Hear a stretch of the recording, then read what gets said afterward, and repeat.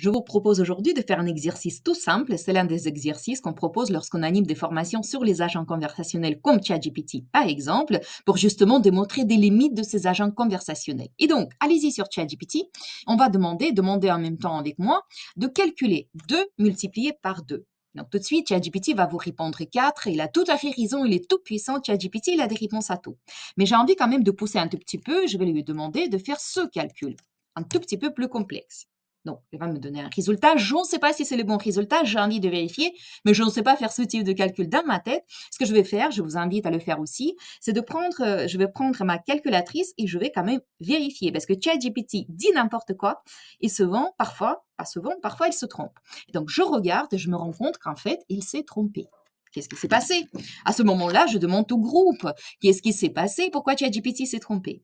Et je reçois tout type de réponses, comme par exemple, c'est parce que j'utilise une version payante de ChatGPT, version gratuite, parce que je ne sais pas prompter, parce que j'ai mal formulé ma demande, etc., etc. Ce n'est pas tout à fait ça. Mais on va quand même d'abord dire à ChatGPT qu'il s'est trompé. Et après, on explique pourquoi il se trompe. Donc, il va me dire que j'ai tout à fait raison, il va refaire le calcul, je vais regarder encore une fois et je vais me rendre compte qu'en fait, il s'est trompé encore une fois. Ce n'est pas ça. Je vais lui dire qu'il s'est trompé, je ne suis pas contente avec ce résultat. Qu'est-ce qui va se passer maintenant? C'est intéressant. À ce moment-là, ce qu'il va faire ChatGPT, il va déclencher l'une des fonctionnalités qui s'appelle analyse.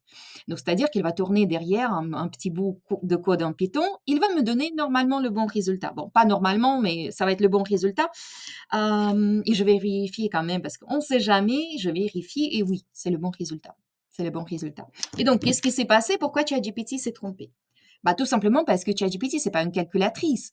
GPT, c'est un modèle de langage, c'est une intelligence artificielle qui a été entraînée à lire, comprendre et générer du texte. Son rôle, c'est pas de savoir, son rôle, c'est de prédire les mots qui vont suivre dans une séquence donnée en fonction du contexte donné.